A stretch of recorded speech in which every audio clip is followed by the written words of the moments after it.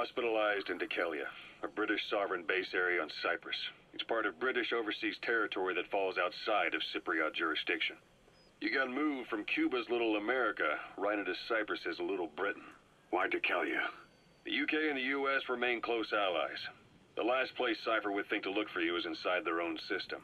That's what kept you safe in British military hospital for 9 years.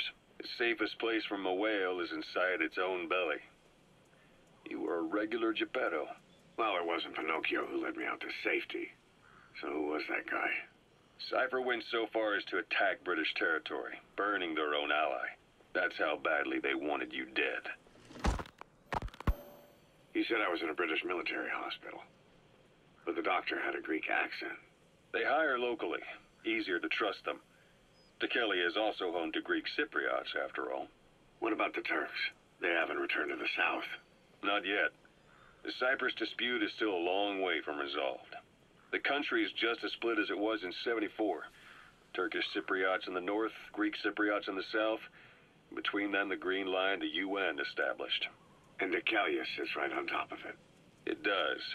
Part of the buffer zone between the two groups. Another reason it was the perfect place to hide you. Easy to spot any outsiders snooping around. So how do things stand? Now, last year, the Turks declared that the Turkish Republic of Northern Cyprus is an independent state, though it's only Turkey that recognizes it. In the past, the Greeks and Turks lived side by side in the same villages. There are reasons to fight. Those came from the outside. Greece, Turkey, Britain, America, they all had their own stake in pitting the two sides against each other. But once you spark something like this, it's impossible to control. Both sides build up grudges like debt, without the foresight to see that each act of revenge just fans the flames. And then it's too late for other nations to rush in with peace talks. The embers keep on smoldering. Each nation's arrogance only breeds anarchy. The world is paralyzed by this hunger for revenge.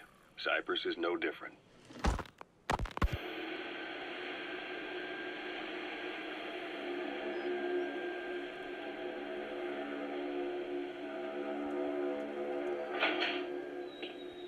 You're up. We're changing ships? We can't go sailing the Suez in a whaler. The Suez Canal. When did they reopen it? Not long after you were attacked. Once they finished sweeping it for mines after the Arab-Israeli conflict. Can you stand? We're going to transfer to a container ship for passage through the Suez. Our destination is Pakistan, Afghanistan's neighbor to the south. There we disembark and head via Peshawar to the Zero Line, the border. We'll travel to the Khyber Pass by road. And then? We continue on horseback. Afghanistan's main roads are under Soviet control. We'll need to go around them. It'll be all narrow, winding paths through the mountains. We'll do better on horseback. It's a local guerrilla tactic. They use the higher ridges to avoid air recons. Then they charge down the mountains for ambushes. The Soviets still haven't devised a counter-strategy. Our time frame is only half as much as we really need. It's gonna be a tough march. Better horses than boats.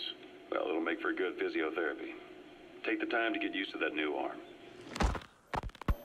While the Soviets have indicated they are not participating in the Los Angeles Olympics, primarily because the United States has made no attempt to guarantee the safety of the Soviet Union's athletes, the United States is increasingly demonstrating the belief that the issue has nothing to do with its preparations, and in fact this is retaliation for the Western nations' boycott of the previous Moscow Olympics. That concludes today's news. That's quite some news. The Soviet Union not attending the LA Olympics? Yeah. Andropov's death has changed some things. They're calling it revenge for the Western boycott of the Moscow Olympics. Countries boycotted the Moscow Olympics? Yes. In protest of the Soviet Union's invasion of Afghanistan. Over 50 countries were absent. It's too bad I didn't get to see Yamashita's judo. When the 40th Army crossed the Amu River 4 years ago, détente went right out the window. The U.S. Congress chose not to ratify SALT II, and Reagan's hardline politics won in the presidency in a landslide. According to him, the Soviet Union's an evil empire.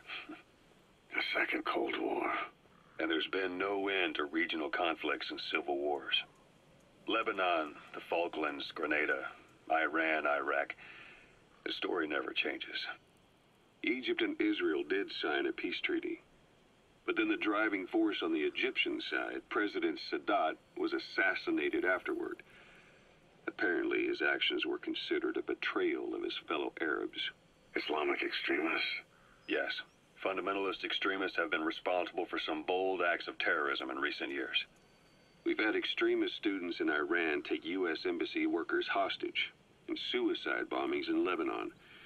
Over 300 foreign soldiers stationed there have been killed. But countries have yet to develop an effective means of dealing with terrorism. Afraid of losing their own men, they've pulled their forces out, handing private forces a golden opportunity. Private forces? Small armies with no national affiliation, working for the highest bidder. That's right, they got the idea from you. After Mother Base went down, they began spreading to meet the soaring demand. Miller's organization is just one of many PFs now. The entire world is after you. But at the same time, it needs you too. Miller told me about what happened in the Caribbean 9 years ago. You do remember Miller. You'd formed a private army with him. An army with no allegiance to a nation. I remember, but... I see. You're not sure what's fact and what's a fantasy caused by the coma. It's still all a mess, huh? All I can do is tell you the facts as they were told to me. I've gone easy on you up until now, but this is where the hard stuff begins. 1974, the year before you entered your coma. You were in Colombia, operating with a small unit of men, basically mercenaries. Miller was among them. Miller was trying to find a way to turn his and your talents into a line of work. He was looking to start a business where you would fight on behalf of others around the world, those who needed military force. But the reality was, at that time, you didn't have enough gear to equip your own men.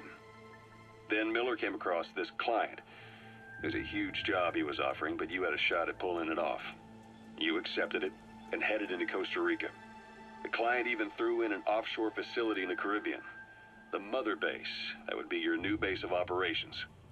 Miller sure did have a head for business. As your mission went on, your unit grew and grew. More weapons, more money. Before you knew it, you were commanding 300 men. As the organization got bigger, your military powers swelled to match. It got so the international community couldn't afford to ignore you. You were just too damn successful for your own good. You, your men, had worn out your welcome. Everyone was out for you.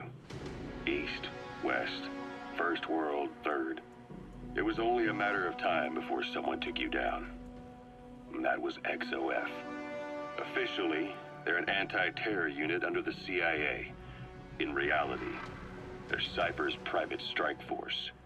They lured you to Cuba using Chico, the Nicaraguan revolutionary kid, and Paz, a mole who worked for Cypher as bait.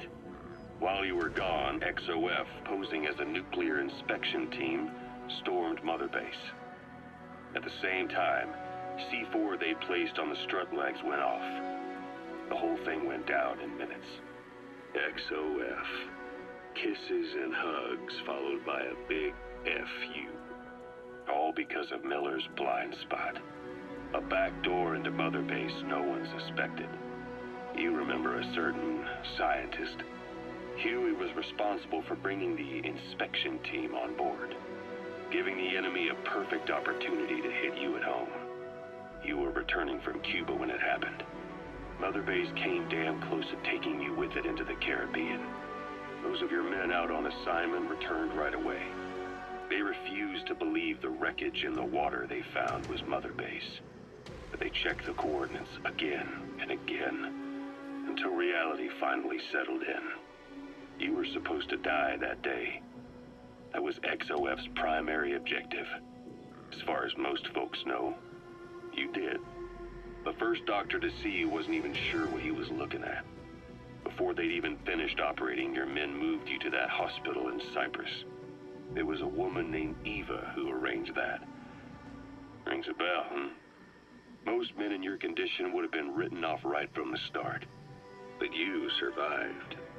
You went straight down to hell, and they pulled you out. Your eye wide open. Full of venom. The days of naked Snake are long gone. Welcome back, Venom Snake. This world still needs you. Here, Snake, try this on. A prosthetic arm. Yeah, Miller was calling it the arm that wasn't there. The physiotherapy's going well. Your arm's bulked up enough for it to fit. There. Perfect. A little time with it, and it'll work better than the real thing. What do you think? I can still feel my real arm. Well, you better get used to this one quick. You have any pain? Every now and then. Where? My fingertips. My left fingertips. Sounds like phantom pain. Your brain still remembers your old hand. Yeah. What about your vision? Can you see okay? Yeah, at the moment. Now, the shrapnel in your skull is pressing on your optic nerve. I'm told any hard impact could have an effect on your visual cortex. Yeah, the doctor mentioned that.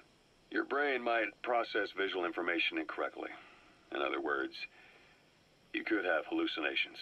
You might see things that aren't there, or not see things as they really are. You experience any of that? I think so. When? Right after I wake up. Colors look faded. Colors, huh? Well, that's not a major concern in and of itself, but it could mean the difference between life and death in the field. You'll need to watch out for that. I will. All right.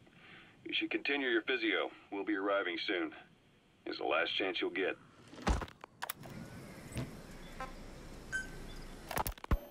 Snake, I wanted to ask you about the man on fire. What do you remember from the hospital?